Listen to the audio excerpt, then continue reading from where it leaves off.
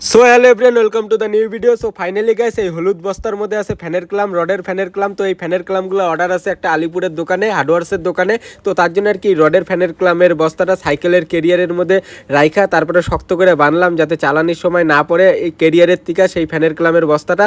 তো ভালো করে বান্ধার পর তারপরে বাড়ির গলির থেকে বাইরে হয়ে গেলাম সেই লুকিং গ্লাস লাগানি সাইকেল নিয়ে। এটা হলো আমার বাড়ির গলি।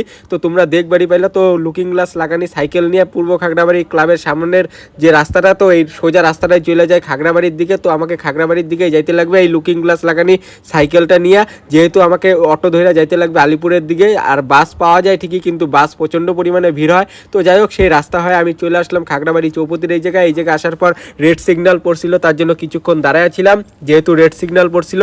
তো তারপরে আর কি গ্রিন সিগন্যাল তো গ্রিন সিগন্যাল দিয়ে দিল ফাইনালি। আর এই জায়গায় দাঁড়ায় ছিলাম কিছুক্ষণ, সেটা তোমরা দেখবারই পেলে। আর প্রচণ্ড পরিমাণে মেঘ করছিল আকাশটা, তোমরা দেখবারই পেলে সেই আকাশের কোয়ালিটিটা। তো যাই হোক, এখন আর কি গ্রিন সিগন্যাল দিয়ে দিছে। তো গ্রিন সিগন্যাল দেওয়ার পর সাইকেল নিয়ে কিছু দূর আগানোর পর তারপরে ডান সাইডে তো ডান সাইডে ঘুরে গেলাম যেই জায়গায় আলিপুরের অটো পাওয়া যায়। তো সেই জায়গার থেকে আর কি আলিপুরের অটোগুলো ধরতে লাগবে আমাকে আলিপুর যাওয়ার জন্য। এই জায়গায় আলিপুরের অটো দাঁড়ায় থাকে। তো যাই হোক, এই জায়গায় লুকিং গ্লাস লাগানি সাইকেলটা দাঁড় করে তারপরে ফ্যানের ক্লামের বস্তাটা অটোর মধ্যে রাখলাম। তো রাখার পর লুকিং গ্লাস লাগানি সাইকেলটা সেই স্ট্যান্ডে, তো স্ট্যান্ডেই রাখলাম। তো স্ট্যান্ডটা তোমরা দেখতেই পারলা, সাইকেল আর বাইক স্ট্যান্ড, তার সাথে হোটেলও আছে। তো যাই হোক, তারপরে একটা স্টেট বাস আসছিল, আর স্টেট বাসে প্রচণ্ড পরিমাণে ভিড় ছিল। আর এই স্টেট বাসে আর কি ক্লামের বস্তা নিয়ে যাওয়াও যায় না প্রচণ্ড পরিমাণে ভিড় থাকার জন্য। আর এটা হলো খাগড়াবাড়ি মেন চৌপতি, দেখতেই পারলা এই খাগড়াবাড়ি চৌপতিটা।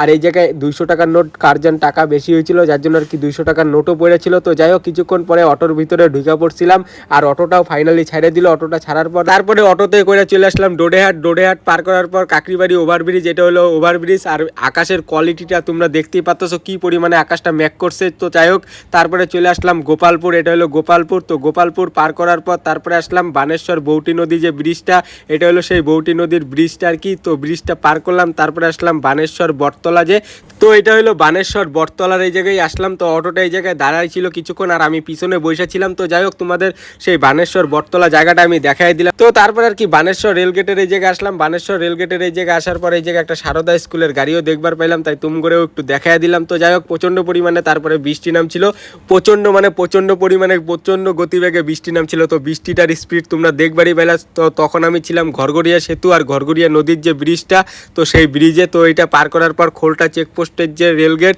তো সেই রেলগেটটাও পার করলাম। খোলটা চেকপোস্টের রেলগেট পার করার পর এটা হলো বীরপাড়া যে চৌপতি। তো সেই বীরপাড়া চৌপতির থেকে যে রাস্তাটা আলিপুর চৌপতির ঘড়িমোড়ের সামনে যায়, তারপরে অটোটা আমাকে নামিয়ে দিল। এটা হলো আলিপুর চৌপতির ঘড়িমোড়, দেখতেই পারলা।